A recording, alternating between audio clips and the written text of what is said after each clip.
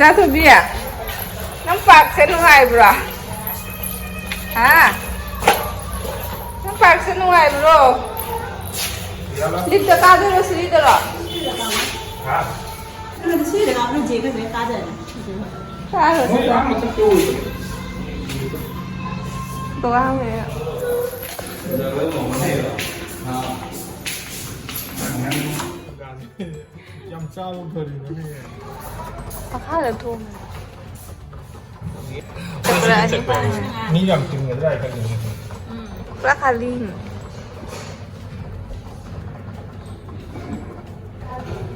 kan di bawah mama dari hobi di bawah ah kayak gitu di sana nan do di jalan do นั่นคือการตัวนี้ตัวนี้นะพุงหุ่งกี่ตัวกี่ไม่ 他是能看着了的呢，你อะดูเนี่ยวันนู้นจะตัวเนี่ยจะพุงหุ่งแต่กี่เนี่ยไม่มาพีจึงถูกตัวนั้นมีเหตุมาป้าก็ใส่มาขุดไปสิ่งนั้นการีพุทโธเขาเรียกนะปลาการีปูไอ้นะปากจะจังฟังเดี๋ยวก็ไม่เท่านี้ 看不了呀。 tandoori pag tegi ha pag di tandoori nung hanga di hangi bala tangi有米的了，打了。 pas sekarang dia mi gay la malot mana ako ba ni hem ko pag sa luai tam me wadu na ni mana nggak kan memilih dia kau lama kan pada mong sai được nâng khăn mấy cái khăn mà theo đi bao giờ sigana ngan ma kapi ga ai ro ko ba ni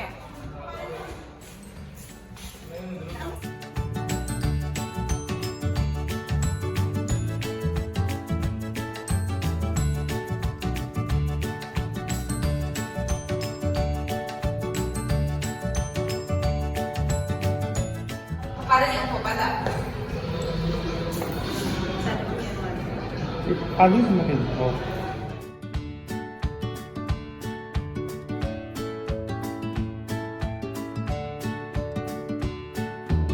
Ya. Papalakan ni. Ayah. Mama lagi sini sih kak. Mama. Itu video ada yang itu. Itu video ada yang mama kan tuh. Papalakan ini.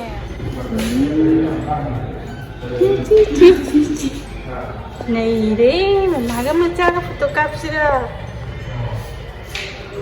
मम्मा मजा का photo capture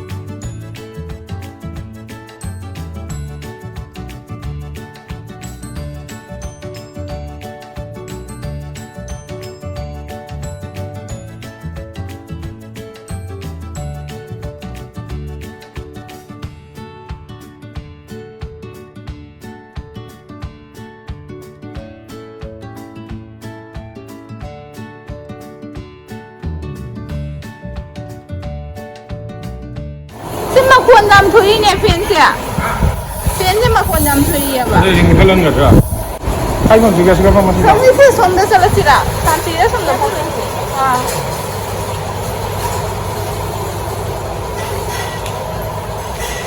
อ่ะคนนั้นเสียพม่าสิระ siapa yang mana nih นี่ค่ะพูนักกาแฟ dia kayak gini nang video tapi dan itu kan itu วิดีโอ video มาจ้าไม่รู้ละปากมาขลับนี่จะคุยน้ำปากจะพังเดี๋ยวนี้สิวันนั้นตัวเลยสิจ้ะทำมาหน่อยมั้งอ่ะ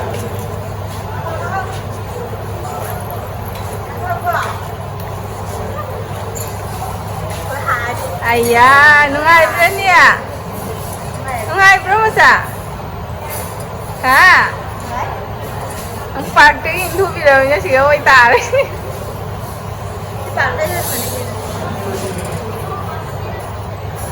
좀 잘라시라. 맞자? 좀 잘라시라. 아, 잘라와. 좀 잘라시 해.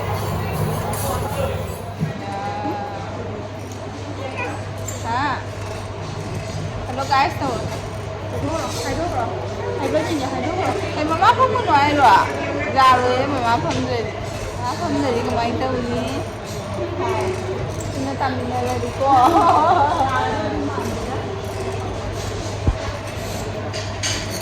Hello ma'am thôi. Hello ma'am thôi. Hi. Hello ma'am mày thôi. Hello ma'am mày rồi. Hi dito, hello ma'am mày rồi. Hi. Pagka dulu kan pagka nung tuna lang sangat teri hai ni. Ha. Hello ma'am, dia si pagka koi bani na pathuk laga nung churak na sangat teri pagka. Na dinner tau laga wai na sakha siya koi indai na dinner tau bagi da restaurant da. Kitang kan na hayo. Kitang kan na hayo.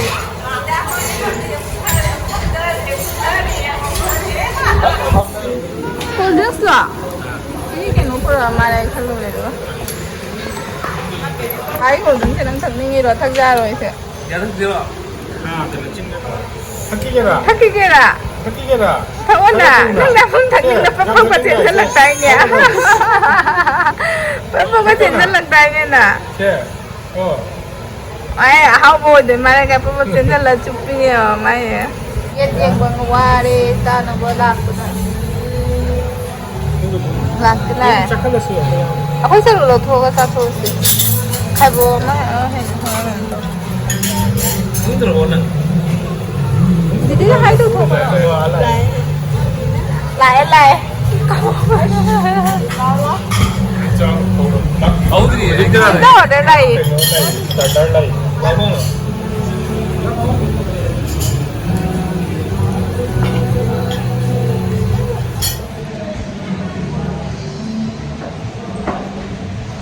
Đấy mất không chú Hồng đi bà. Khuất bạc trắng đây nhiều gì. Khuất bạc trắng gì? Khuất bạc trắng cái cầu thơ gì đấy?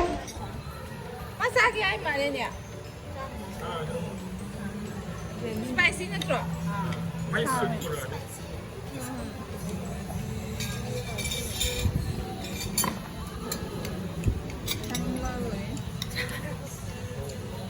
Ya. Sup थोड़ा जल्दी. Crispy baby corn. Ao nhé.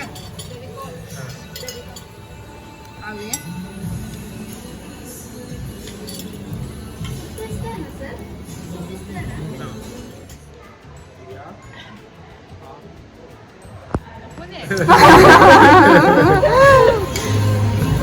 Masih dimasukin.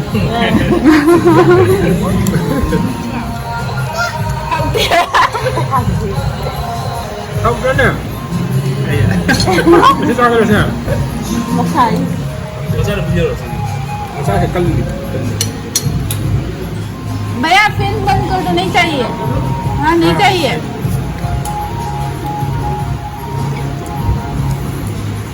Salah ba? Buat apa bro?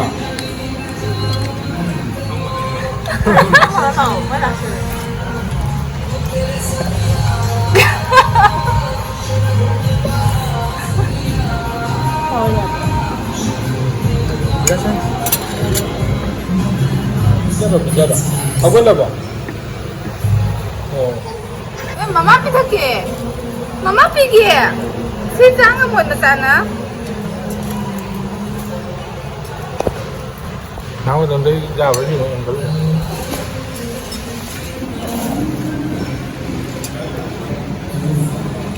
Tisu, ayo tisu mana? Mama ni khas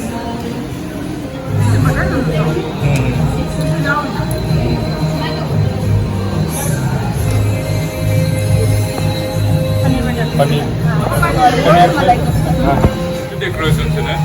cold drinks लोगे हम लोग नहीं खा रहे cold drinks मुझे दो दे दो नाम लोगे ना कौन सी टेन भी है ठंडा होगा क्या हाँ ठंडा है हाँ तो वो दे दो ठंडा लेफ्ट पे जाओ इनो लगे वीडियो लगे हाँ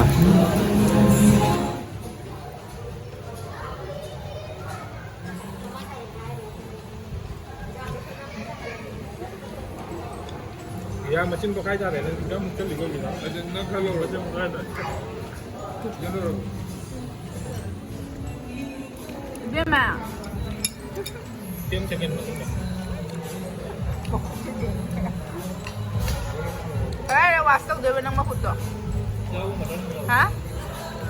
Nó mà phụt rồi cái này là sâu đời ba? ini bukan nanda satu Nó tập biết rồi nó, đi sụp nó mà lôi đấy. Thằng ấy thế là tôi sẽ tôi thôi. Nó có tao bên này. Thằng ấy thế là cũng lôi rồi đấy.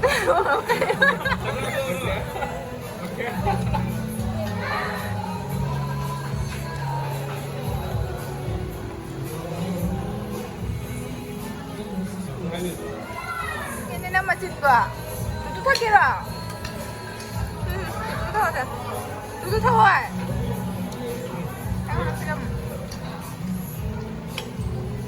Itu tahu itu lah. Makanya ini chúng ta cari dan ini si chúng ta bawa main muat saat ini tu ini memang kau lama tu ya.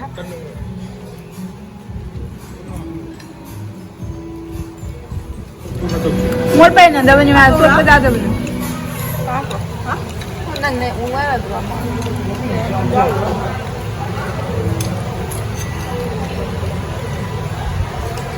Aku kalau dengar itu.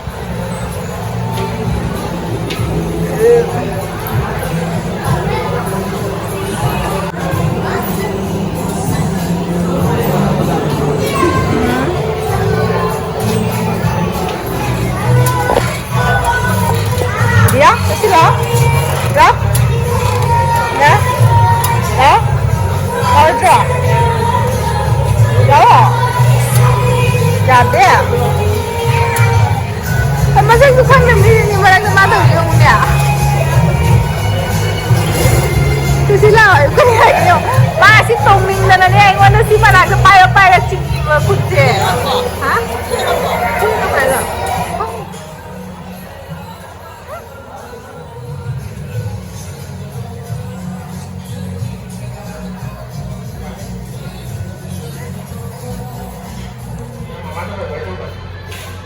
mama tu tak kacau tak dulu mama Independence Day restaurant जो सजाना सजा है